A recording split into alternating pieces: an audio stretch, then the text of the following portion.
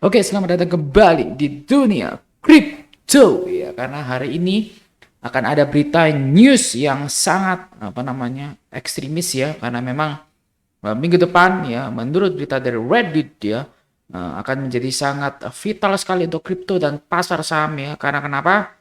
Yes, pertama penghasilan ya, adanya pendapatan pada saat di Amerika Serikat pasar saham dan kripto mereka sudah mulai jenuh ya, dan banyak orang yang kehilangan uang hingga miliaran karena memang saham-saham teknologi besar seperti Apple, Microsoft dan Alibaba dan lain-lain mereka mengalami penurunan yang dahsyat akibat kenaikan suku bunga teman-teman. Yang kedua, FOMC teman-teman ya akan diprediksi ya minggu ini di mana akan mendapatkan memperkirakan akan menaikkan suku bunganya lagi ya, entah itu di 75 basis point atau 100 basis point untuk si bunga dari the Fed ini teman-teman. Ini yang akan membuat ya pasar saham akan semakin bergejolak karena the Fed Central Bank akan menaikkan suku bunganya teman-teman.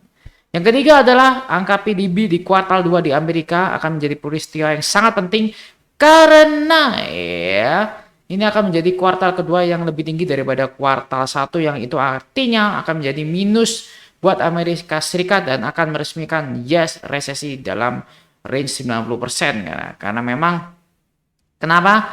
Pengangguran semakin bertambah dan adanya peristiwa yang baru-baru ini disahkan oleh WHO adalah cacar monyet yang akan membuat ekonomi di negara-negara besar terutama Amerika akan bergejolak teman-teman ya, dan ini menunggu pernyataan dari Presiden Biden di Amerika. Ini akan membuat akumulasi di minggu depan kripto akan semakin bubble teman-teman ya. Net financial advice untuk kalian teman-teman. Tapi satu hal yang penting, masih ada 800 ribuan alamat Bitcoin yang menghold setidaknya satu Bitcoin, teman-teman. Ini menjadi berita counternya, teman-teman ya. Karena menurut Glassnode, setiap dompet yang memiliki cryptocurrency senilai 22.000 US dollar itu masih menyimpan ya di harga 22.000 ke atas itu masih menyimpan satu BTC, teman-teman. Itu masih ada 800 ribu dompet, teman-teman. Jadi si Glassnode ini adalah mengakumulasi 101 alamat di jaringan Bitcoin yang memiliki setidaknya 10.000 koin ya. Ini merupakan level tertinggi sebulan terakhir ya. Jadi adanya peningkatan wheels teman-teman. Selanjutnya memang semenjak kemarin turun dari all time high-nya 70% sampai hingga sekarang ya, jumlah alamat Bitcoin yang masih menyimpan setidaknya 0,01 ya, lebih dari 0,01 Bitcoin itu mencapai 10 juta alamat teman-teman ya. Sebelumnya 10.500-an teman-teman. Tapi setidaknya yang intinya ada yang harus kalian ketahui, 888.000 dompet masih menyimpan setidaknya satu BTC ya. Menurut saya ini adalah salah satu investasi yang menarik karena mereka mengetahui dan memilah-milah di mana mereka menyimpan uang cash, di mana dia menyimpan BTC ya. Jadi tidak all in ya. Jadi masih ada sirkulasi untuk Bitcoin teman-teman tentunya, dan arus kas mereka ya teman-teman para investor ini ya. Dan Elon Musk menjual atau membeli Bitcoin itu tidak terpengaruh terhadap resistance Bitcoin, kata CEO Binance ya. Menarik juga karena kenapa? Kemarin Elon Musk menjual ya, menyatakan menjual Bitcoinnya untuk pembelian atau merestrukturisasi lah ya uangnya untuk arus kasnya di perusahaan Tesla untuk membuat mobil-mobil di Tesla itu. Jadi CZ mengatakan nggak ada efeknya, si Elon mau jual mau beli dia sudah turun pamornya, intinya seperti itu.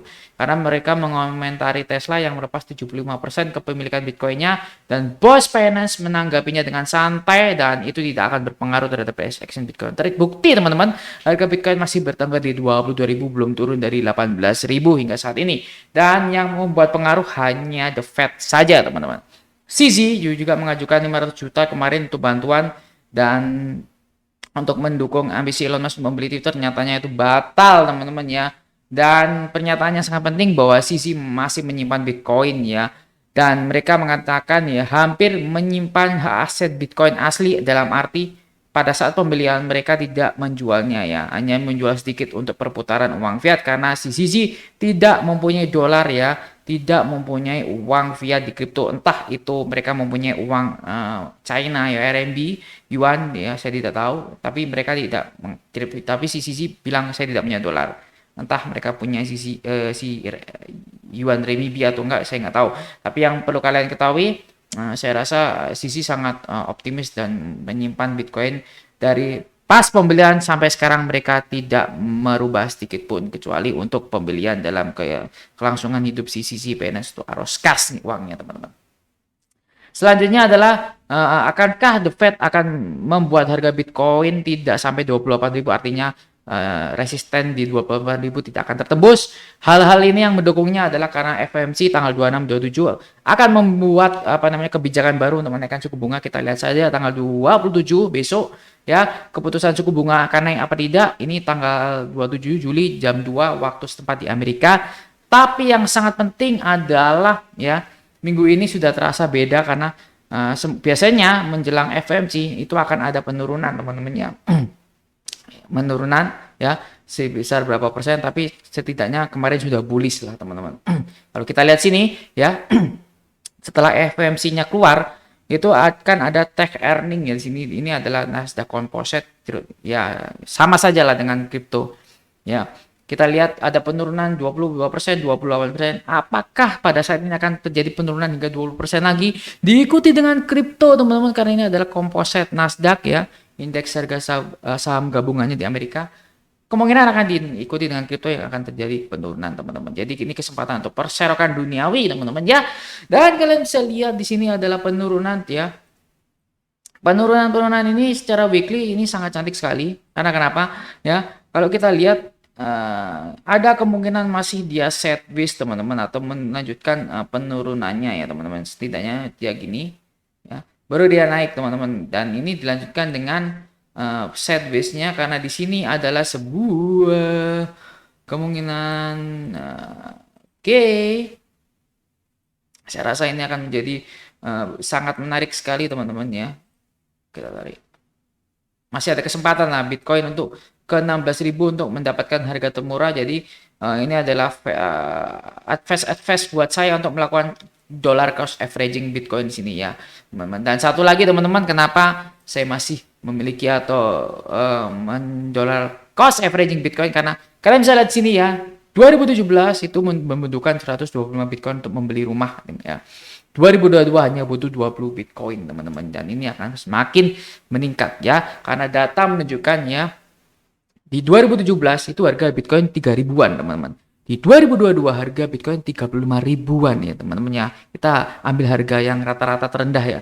Dan mereka mengambil data perumahan ya di Atom Data Solution. Di sini mengatakan kalau harga rumah di Amerika Serikat tahun 2017 itu 235 ribu US dollar, yang dimana kalau dibeli 2017 itu hanya menggunakan 125 Bitcoin teman-teman ya. Dan secara keseluruhan mereka menyimpulkan ya, kalau kalian membeli rumah ya tahun 2017 itu hanya membutuhkan 125 Bitcoin. Sedangkan tahun 2022 itu hanya 10 Bitcoinan hingga 20 Bitcoin. Ini artinya teman-teman, harga rumah semakin naik, harga BTC semakin bisa membuat angka deflasi teman-teman. Dan ini akan semakin menarik teman-teman, dan semakin menguatkan intuisi bahwa Bitcoin adalah aset yang sangat modernisasi teman-teman. Thank you.